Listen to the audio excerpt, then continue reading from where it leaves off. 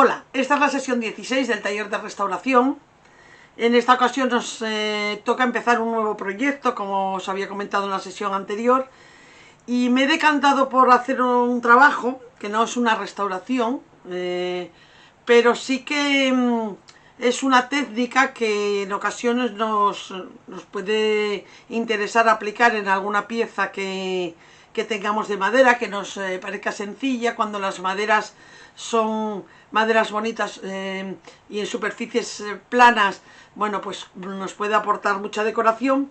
Yo lo voy a hacer, como no tengo ningún soporte antiguo sobre el que hacerlo ahora mismo, yo lo voy a hacer sobre una pieza que está nueva, pero esta técnica la podréis aplicar sobre cualquier pieza que hayáis restaurado siempre que tengamos la madera sin ningún tipo de acabado encima. Me refiero a que no puede tener ni ceras ni barnices, quiero decir, tiene que estar bien lijada para poder ser teñida, porque lo que vamos a hacer es una falsa marquetería.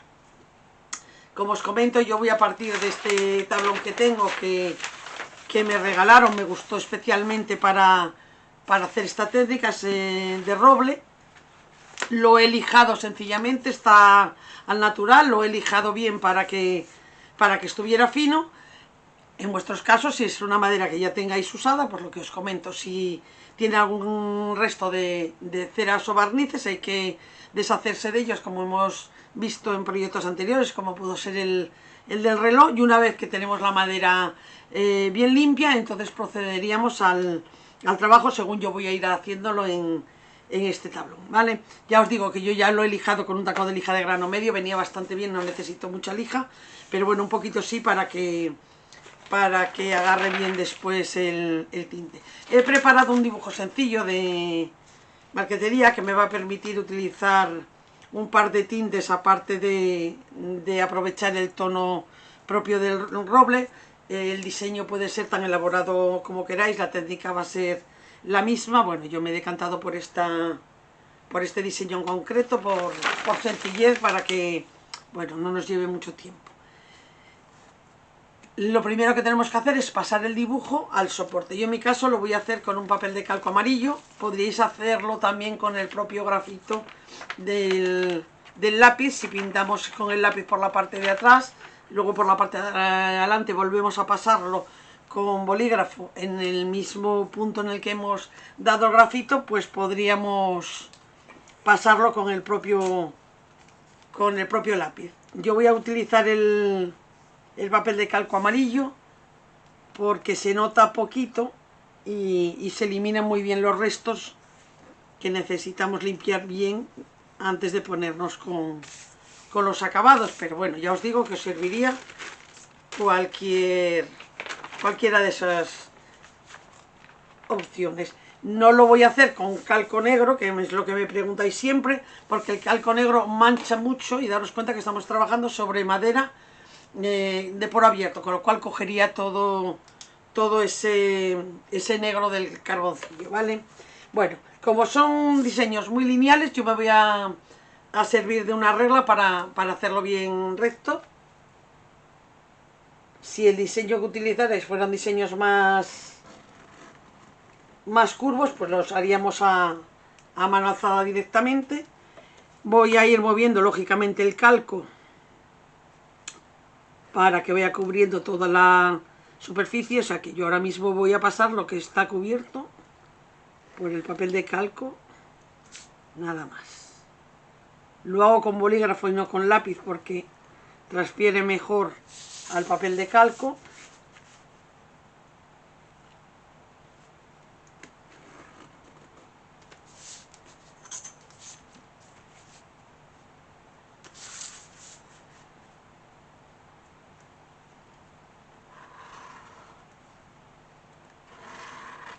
Antes de seguir voy a comprobar siempre bien sujeta la pieza para que no raye, que efectivamente va calcando bien el papel. Importante que no se nos mueva porque luego es difícil hacerla coincidir bien, ¿eh? Voy a venirme aquí hasta el medio.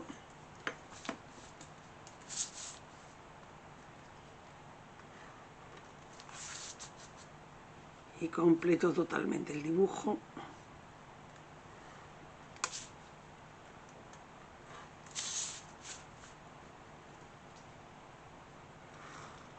Así voy a pasar todo el diseño. Creo haber pasado totalmente el dibujo, pero antes de levantar el papel definitivamente compruebo que efectivamente está todo pasado.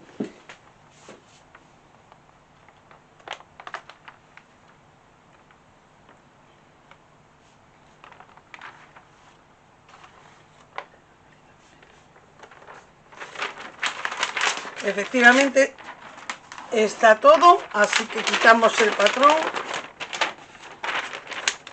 No nos deshacemos de él por si acaso es necesario utilizarlo en algún momento.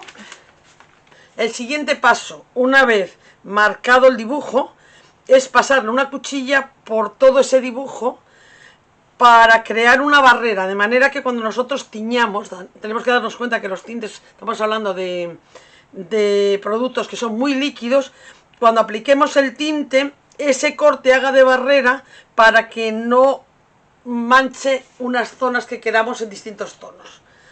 Es importante que se cree un corte, porque si no es imposible que la veta de la madera no haga avanzar el tinte. No es como una pintura que nosotros podemos delimitar. El tinte, al entrar en contacto con la madera, va a tender a expandir. Si no tiene una barrera, que en este caso va a ser ese corte que nosotros vamos a hacer, no vamos a poder dejar los límites perfectamente separados. Entonces es importante este paso, acuchillar y acuchillar bien.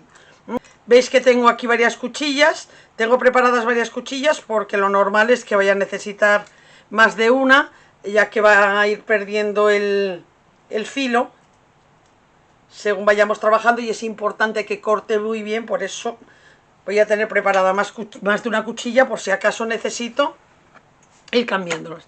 Muy importante, una regla metálica para que nos sirva de guía y no se estropee con el bisturí, en este caso que los cortes son rectos. Si el corte fuera redondo, entonces habría que ir haciéndolo a pulso. Bueno, voy mirando bien hasta dónde tengo que llegar. El punto de unión es aquí. Y lo primero que hago es una primera pasada suave, sin calcar mucho. No sé si se puede apreciar, pero lo he marcado, pero no he profundizado mucho. Una vez que ya tengo hecho el camino, vuelvo a pasar, y esta vez sí que voy haciendo un poco más de fuerza, de manera que ese surco que cree sea un poquito más hondo. Siempre con cuidado de no irnos fuera del dibujo. Venimos a la otra parte y lo mismo, una primera pasada como marcando un poco, y una vez que ya he marcado, ahora ya profundizo más, con cuidado siempre de que el bisturí no se os escape a la madera porque os la estropee, y por supuesto a las manos porque os puede hacer un corte importante. Voy a completar bien aquí el corte, que no había llegado bien al límite. Bien. Voy a limpiar con un poquito de disolvente estas manchas de tinta que tenía yo en los dedos de haber pasado el dibujo antes de que me profundice mucho en la madera. Si no, bueno, la lijaría, pero voy a quitarla con un poquito de disolvente. Ahora lo más grueso, y voy a limpiarme bien para evitar transferir manchas. Bueno,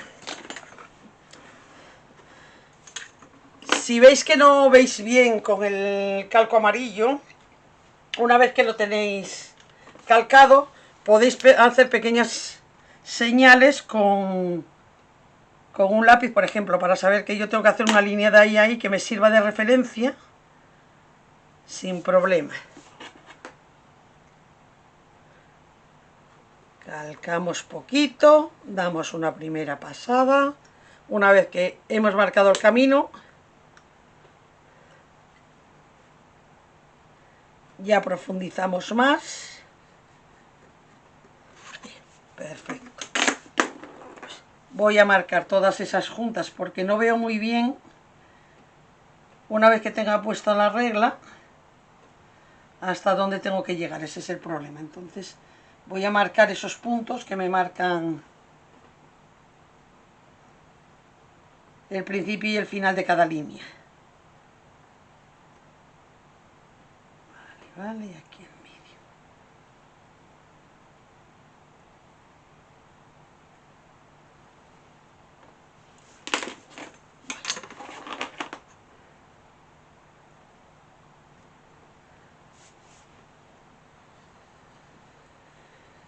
Vamos poco a poco creando el surco. Si en algún momento se nos va el bisturí, en el primer paso el surco que se crea es pequeño, podemos lijar un poquito para intentar igualarlo. Si el surco es muy grande, lijamos un poquito, pero no podremos llegar al fondo del grosor. Bueno, en el momento de teñir, si se nota mucho, podemos pensar en emplastecer, pero posiblemente lo podamos disimular perfectamente. Vamos a hacer los cortes que podamos hacer largos, lo más largos posibles, quiero decir, estos que atraviesan de lado a lado, pues lo más largos posible. Igual que este de aquí podría haberlo hecho hasta atrás, pues esos vamos a intentar hacerlos de una vez para que tengan el menor número de escalones posibles. Es importante, un fallo con el que me encuentro muchas veces con esta técnica, yo entiendo que es un poco complicado porque la madera tiene, dependiendo del tipo de madera, algunas tienen mucha veta y las vetas no tienen la misma densidad todas. Entonces, bueno, de repente el bisturí va muy libre y de repente parece que le cuesta mucho trabajo, entonces nos es difícil controlar el trazo, y me encuentro muchas veces con que se hacen como cortes así como seguidos pero desiguales, y eso va dejando en la madera como mellas continuas que hace muy feo. Es importante lo de que sea continuo, por eso os digo, el primer paso, pasarlo suave, sin calcar mucho, que aunque la veta sea muy dura, no, como lo hacemos en superficie, no cuesta tanto trabajo, y una vez que está ya un poquito marcada, le cuesta más trabajo salirse de ese canal cuando tenemos que profundizar, para intentar hacerlo lo más continuo posible. Ya os digo que a veces cuesta trabajo porque donde tropieza con una veta muy dura, es como si te frenaran seco el bisturí, pero es importante para un buen acabado intentarlo.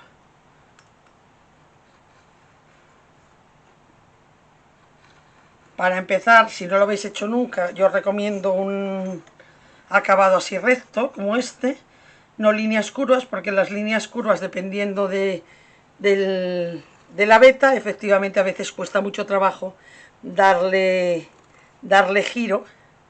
Cuando la veta es muy dura, te cuesta mucho trabajo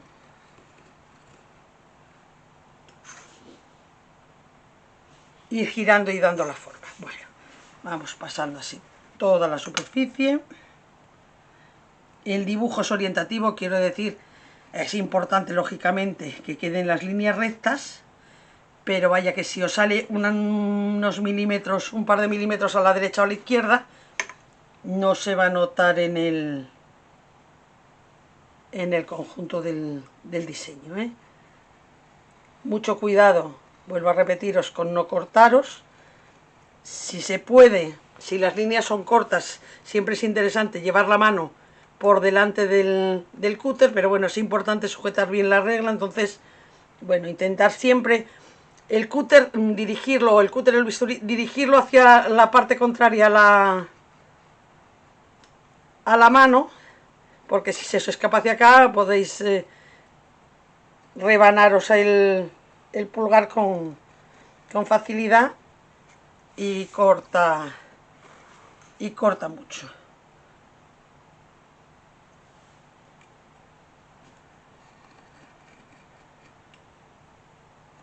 Una vez que hayamos hecho estas dos prasadas, la suave y la gruesa, una vez que acabemos con toda con todo el dibujo.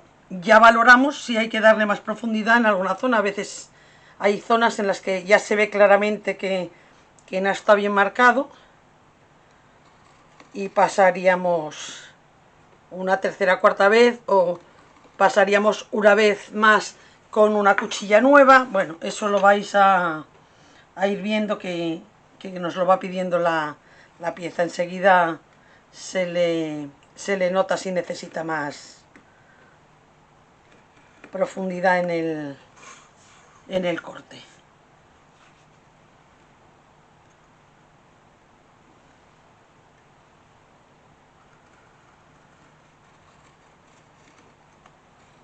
Veis que voy moviendo los dedos con la regla de manera que la voy sujetando, pero si puedo siempre por detrás o a la par del corte. Este calco amarillo después con goma de borrar o con lija se va a quitar, y si quedara algún resto con los tintes se va a perder el tono. Bueno, esto ya la tenía dicha de antes. Me queda aquí un larguero. Bien.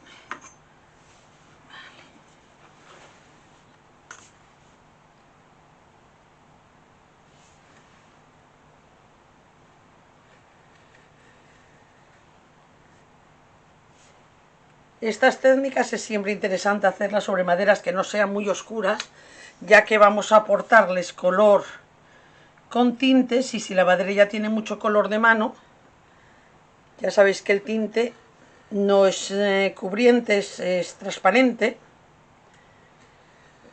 y lo que hace es sumar tonos al tono que tiene de base. Entonces, si ya tuviera mucho color de mano, es decir, una madera, por ejemplo, de caoba, nos costaría mucho, tendríamos que irnos a tonos muy oscuros para hacerle contrastes en este efecto de la imitación de la marquetería. Entonces, bueno, siempre nos interesan maderas, cuanto más claras, más posibilidades tienes de meterle más tinta. Quiero decir, si esto en vez de ser roble es una madera de haya o de pino, o una madera clarita, clarita, o de abedul, pues lógicamente vamos a poder poner cualquier color. Aquí, por ejemplo, un abedul no lo vamos a conseguir nunca, porque estamos partiendo ya de una base más oscura, o sea que yo voy a tener que irme a colores del roble para arriba de intensidad. Bueno, me gustó la pieza cuando me la regalaron para esta técnica. Me daba pena malgastarla en alguna técnica menos lucida, y bueno, suficientemente clara, digamos, para poder meterle un par de tonos por encima y que luzca la imitación de la marquetería. Mirad, aquí me he salido un poquito, como no tenía mucha fuerza, con un poquito de lija voy a intentar deshacer un poco el corte. Como era muy poquito, bueno, con eso parece que va a ser suficiente. Así que prestar atención a estos momentos, el empiece y el final, que es donde normalmente vamos a tener problemas. Bueno, lo que es la pieza central está, nos vamos a los laterales.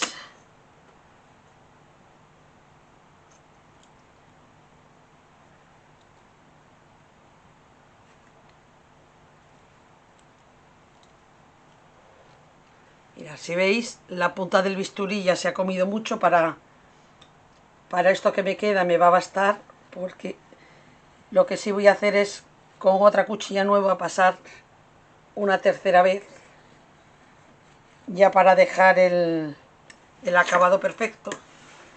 Pero veis que sí se va comiendo bastante.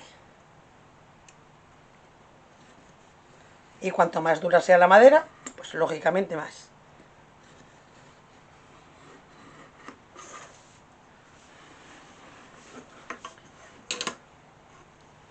ya estaba.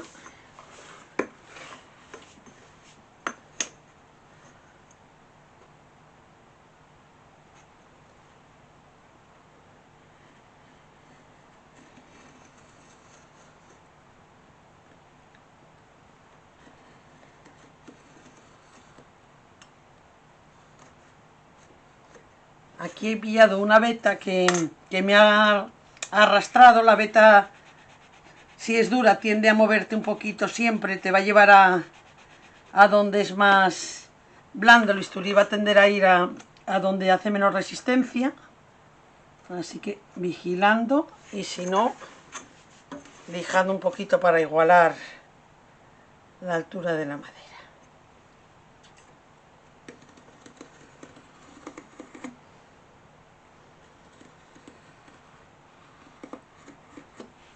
El bisturí es lo más cómodo para mi gusto, pero podríais hacerlo también con un cúter de los finos, de los pequeños. Y el cúter grande es quizá excesivamente grueso, pero bueno, también nos serviría. Quiero decir, nos haría una grieta, que es lo que pretendemos. Lo que no queremos son grietas muy gruesas, porque tampoco se trata de que haya separación. O sea, tiene que besarse un color. En la marquetería auténtica lo que hacemos es como un puzzle de distintas maderas, y cuanto más ajustadas estén, más bonito es el resultado, lógicamente. Así que lo que pretendemos con esta imitación es lo mismo. Bueno, voy a borrar primero el calco amarillo lo más posible, porque de esa manera voy a ver bien la madera antes de pasar otra vez un bisturí nuevo con una cuchilla más nueva, todos los cortes.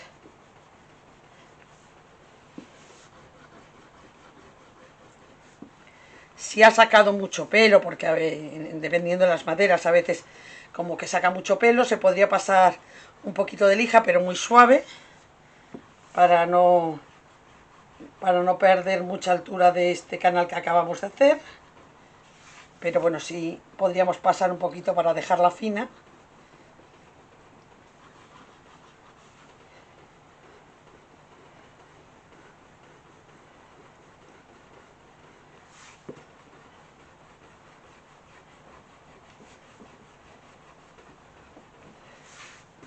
Bueno, vamos comprobando que se quite lo más posible.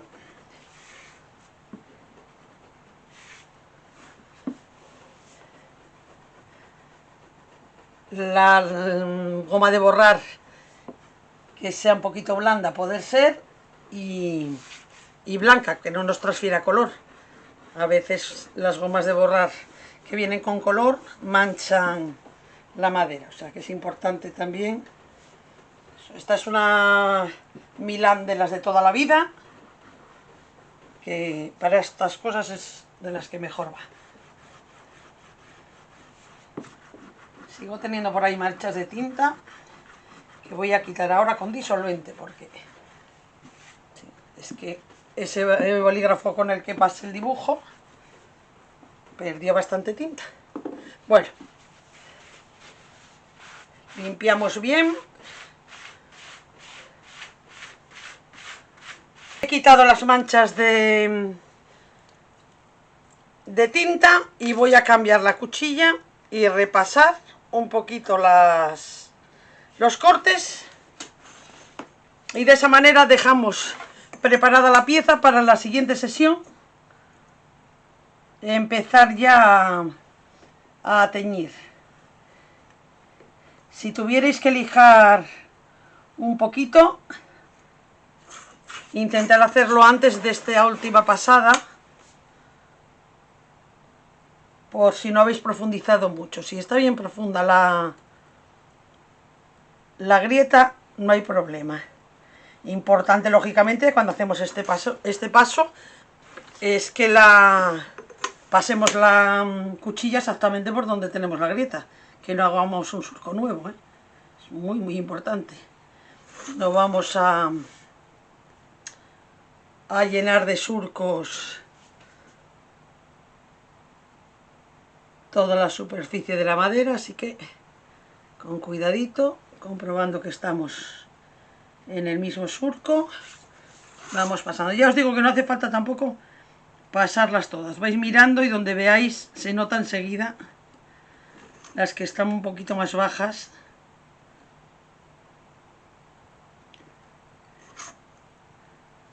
Y luego a la hora de ir tiñendo también vamos a ir con precaución, comprobando que efectivamente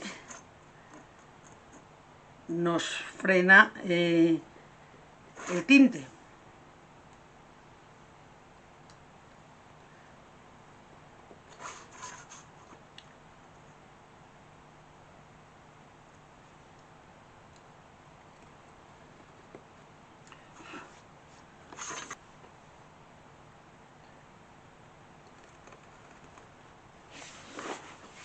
Bueno, ya estoy acabando de repasar todas las grietas. Considero que están suficientemente bajas como para que hagan una buena barrera a los tintes, así que bueno, con esto dejamos la sesión de hoy, a la espera de en la siguiente empezar a dar tonos.